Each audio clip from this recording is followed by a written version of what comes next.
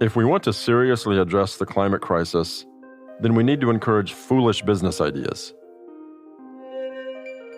I would say imagination is something that every entrepreneur has to have, and they need to be a little bit naive in order to take something that is completely out of the box and really believe that it's going to work. My name is Shlomtzion Shen, and I'm the co-founder and CEO of Civix Material Sciences. Civix is a biotech company operating in the synthetic biology field, which has created a patented and very unique biomaterial inspired by spider silk. Spider silk. It can be used for everything from surgical thread to bulletproof clothing. The ancient Greeks used it to keep wounds from bleeding. But even though it has been in use for 1,000 years, spider silk isn't easy to acquire. Spiders are cannibalistic and territorial, so you can't farm them. And it's the holy grail of materials because it's strong and it's elastic and it has the toughness that no other material has. Many times on the business side, it makes much more sense to start with a market need and then go and figure out how do we solve this market need. But a lot of innovation, specifically in Civix, came from the fact that we had a unique technology that has been developed, and we're now starting to figure out what do we do with this. And considering applications, we were thinking, okay, so we have to use it in automotive, aerospace, and then came around the era of biomaterials, looking for sustainable and eco-friendly and degradable materials. So that came later. An exciting super material with many innovative uses that can be produced in an environmentally sustainable way. Breakthroughs like this can be revolutionary, but the path to finding them is usually littered with disappointment. There are a lot of ways to fail, and we fail in all of them, but every failure brings the success. In every failure, you learn so much about how to do it right. Hi, I'm Kevin Kuhl, Senior Editor at Stanford Graduate School of Business. Hearing Shlomtzion's story about all the fascinating potential of synthetic spider silk makes me wonder how organizations foster innovation and the kind of culture that brings about transformational change, particularly when it comes to addressing the climate crisis. True innovation often starts by focusing on what you're good at, rather than focusing on the outcome. This is If Then, a podcast from Stanford Graduate School of Business, where we examine research findings that can help us navigate the complex issues facing us in business, leadership, and society. Today we speak with William Barnett, the Thomas M. Siebel Professor of Business Leadership, Strategy, and Organizations here at the GSB, and Professor at the Stanford Doer School of Sustainability.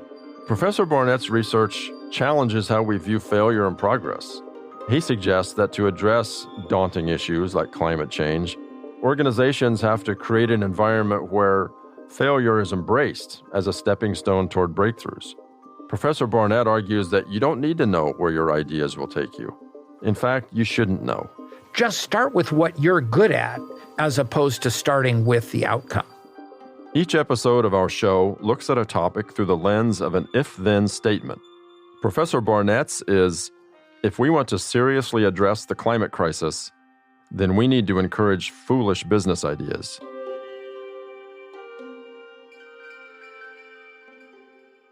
Recycling our milk cartons, it's all great, it's a great practice, but we need to look larger than that. And you teach a class where essentially that's part of the message, right?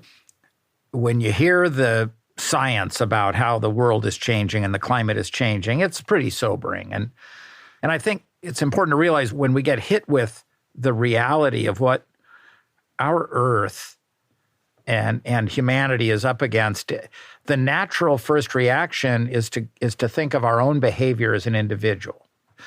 The degree to which we're responsible for, because of our individual actions, lots of carbon dioxide being released. And that carbon dioxide's forever once it's released. But it's ironic because just dealing with our own consumer behavior, while very important, is not enough. And I think it's natural for folks to think in terms of either that individual level of analysis, or they think about the whole system. You think, my goodness, I can control me. That's hard enough. It's how can I then tackle the whole system? And it's mind-boggling when you think about how we need to change the economy and change society and such in order to be more sustainable. And so I like to point people to what I think of as almost a Goldilocks region. Not just the individual level. That's not the only place you want to look, and certainly not the whole system, because we can't really. That's too big. But right in between, at the level of organizations, of even just parts of organizations, lots of people work in organizations where things they do at work can affect the degree to which their organization does things that contribute to sustainability. And that's where I like to point people to focus their attention.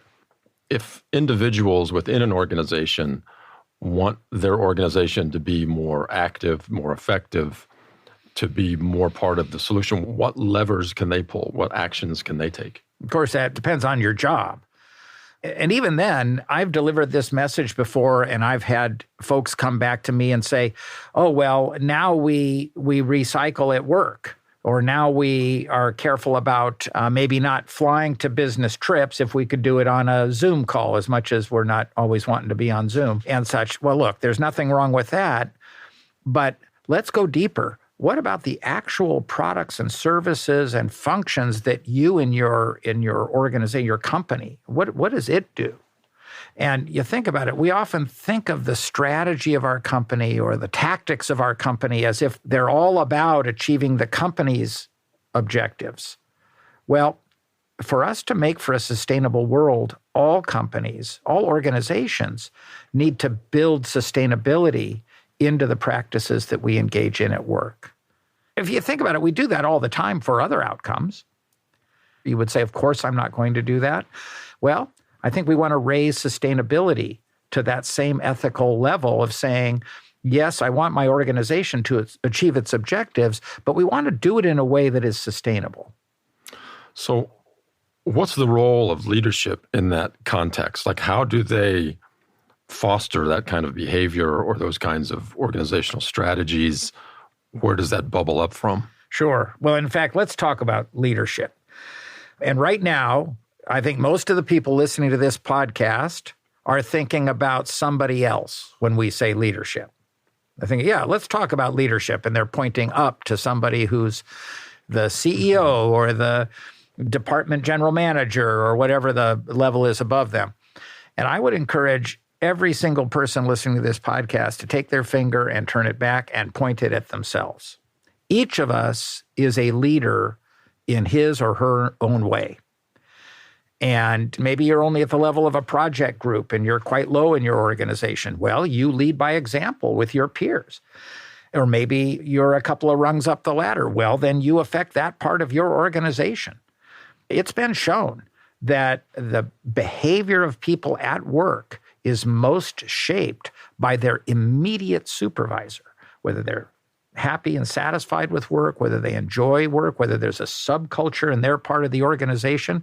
It's affected by very localized leadership. Just think about it. If you're waking up worrying about work at night, it's probably because of somebody who's only one rung on the ladder above you or maybe right level with you. Leadership makes a difference at all levels. So that's one of the first things is we each have to own our part in the game. So when we're talking about organizations changing, adapting, and you've made the point many times that the breakthroughs have to be large and transformative, and you are an expert on innovation. So let's talk about what we need to get to that sort of transformational level of change.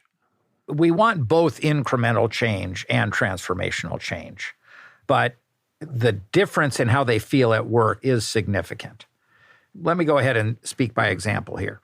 When you're at work and you're thinking of an innovation, if it's an innovation that you can go forward with easily and you can get support for and you know they'll be backing and you'll be able to execute on this pretty quickly, it's probably an incremental change. because by definition, we tend to like things that are consistent with all the other practices in our organization. Now, if you can reduce your organization's carbon footprint or the carbon footprints of the suppliers and distribution channels of your organization, that larger impact by incremental change, you absolutely ought to do it. And we've seen that happen. If you go back to the climate scientists' projections in the 2000s, in that early 2000 to 2010 period, we are actually on a much better trajectory now than the business as usual trajectory that was being painted back then. So what got better, you might ask? Well, what got better is people began to wake up to the fact that we are affecting the world by our mass production and consumption activities, and we have to do something about it. So lots of incremental changes have happened that have brought down the carbon footprints of many companies. And lots of consumer behavior has changed. It's brought down the carbon footprints of many people, but it's still not enough. Over and above incremental change, the feel-good changes, every workplace has to consider changes that don't feel good. That's how you know a change is transformational. If it would be disruptive, if it would make it difficult to engage in business as usual, that's a good sign. That means it's a transformational change. Maybe, for example, you're a building contracting organization, and you're going to start using a building material that would require a rework of many of your designs, but it's a building material that uses far less cement. Well, that kind of an innovation has a much smaller carbon footprint. And yes, it's going to require then that you rework your approach to design. That makes it a more transformational change, however.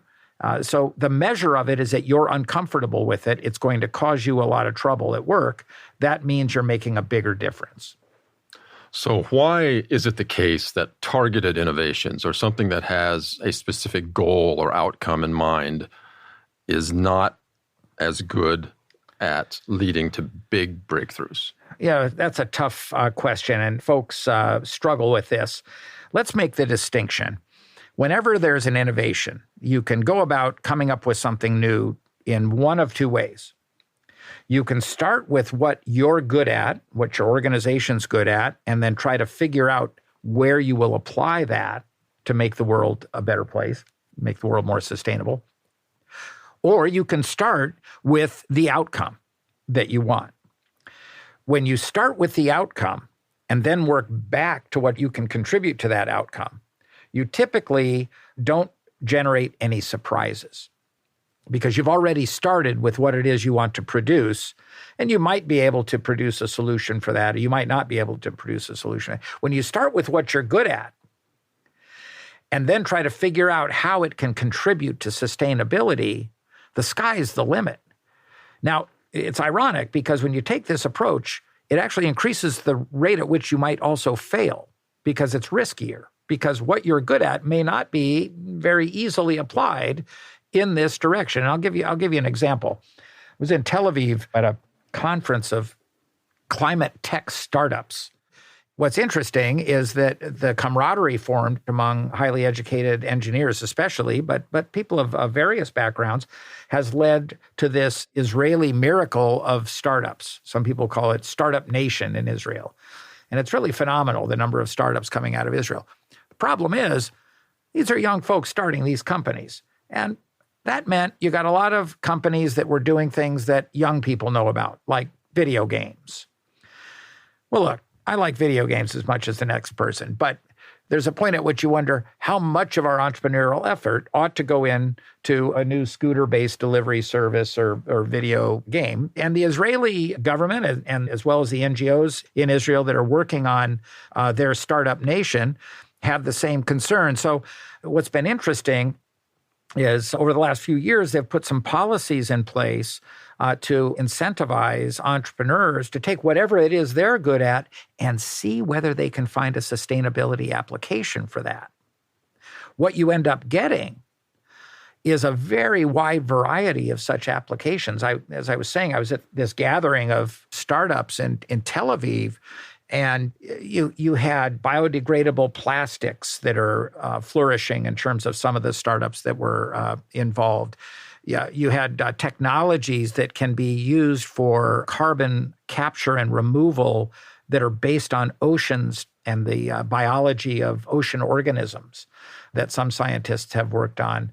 And really, the list goes on, a wide variety of technologies that initially weren't developed in order to serve the purposes of sustainability, but when applied to sustainability, lead to some really surprising solutions that we otherwise would not have expected.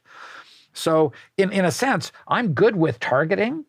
Just start with what you're good at as opposed to starting with the outcome.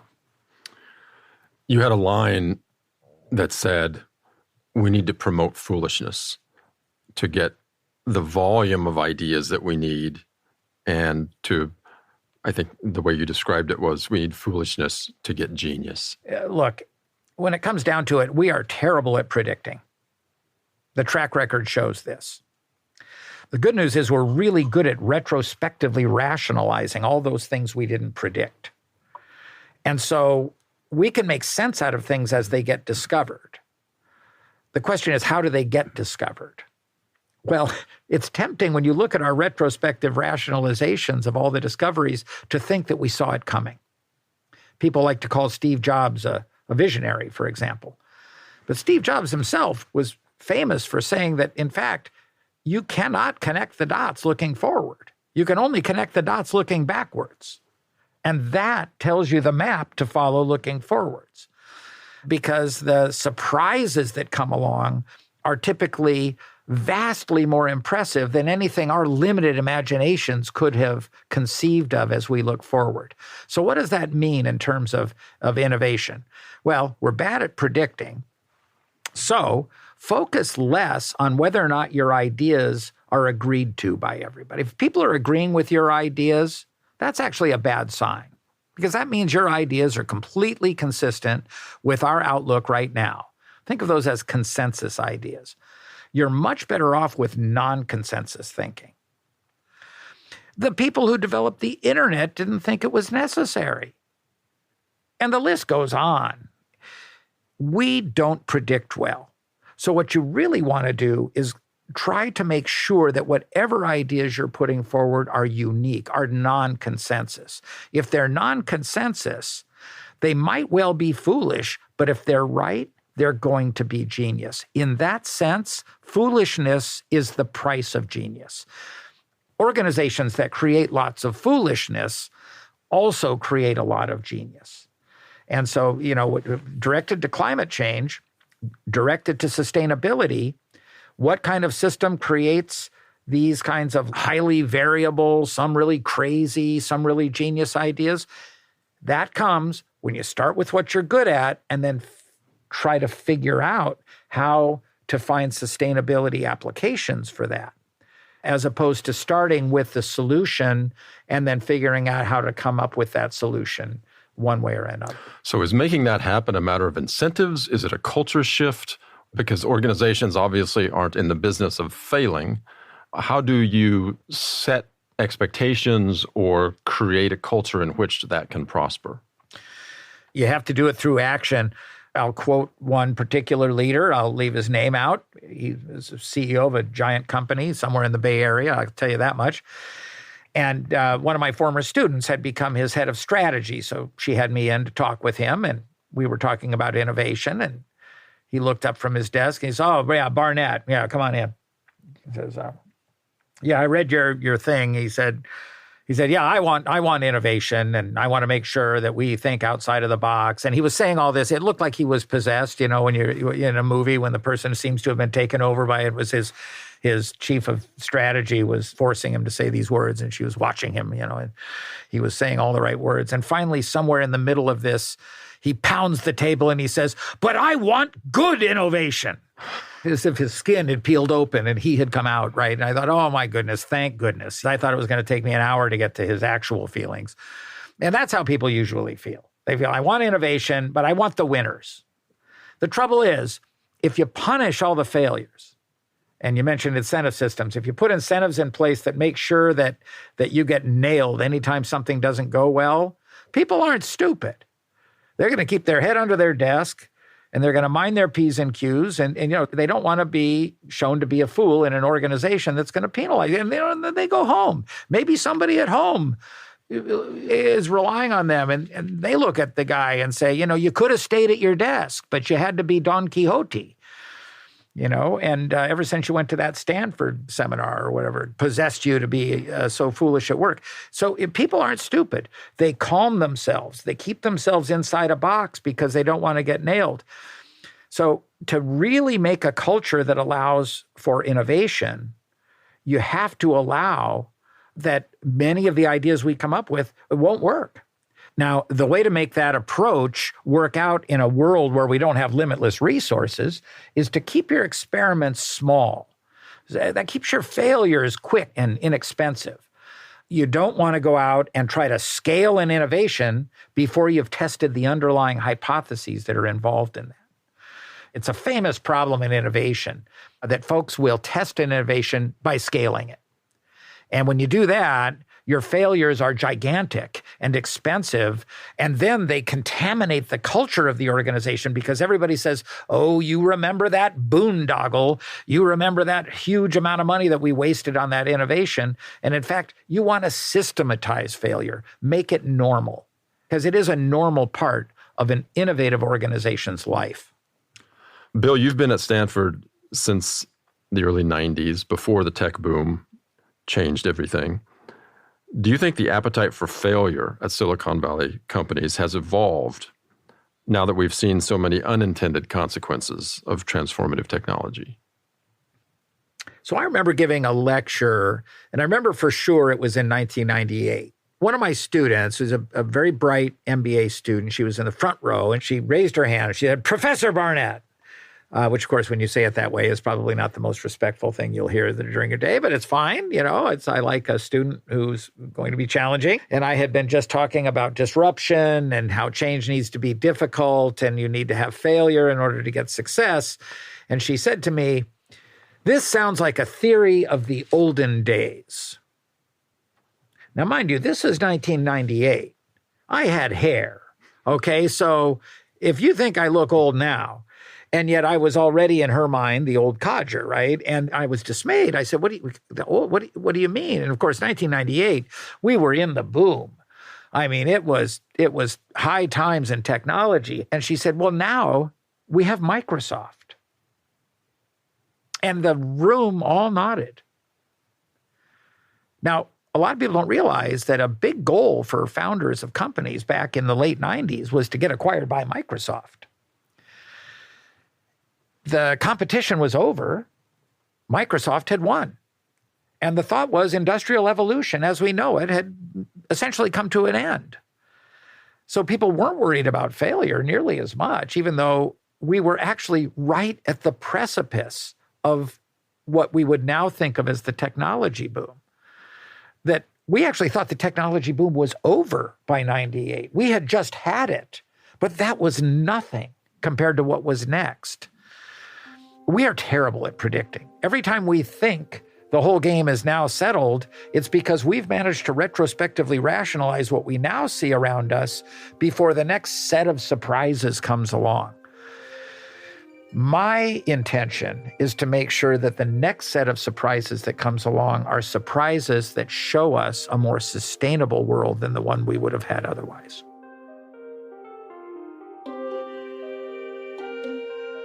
If Then is produced by Jesse Baker and Eric Newsom of Magnificent Noise for Stanford Graduate School of Business. Our show is produced by Jim Colgan and Julian Natt. Mixing and sound design by Kristen Muller. From Stanford GSB, Jenny Luna, Sorrel Husbands-Denholtz, and Elizabeth Wylezik-Stern. If you enjoyed this conversation, we'd appreciate you sharing this with others who might be interested and hope you'll try some of the other episodes in this series. For more on our professors and their research, or to discover more podcasts coming out of Stanford GSB, visit our website at gsb.stanford.edu. Find more on our YouTube channel. You can follow us on social media at Stanford GSB. I'm Kevin Kuhl.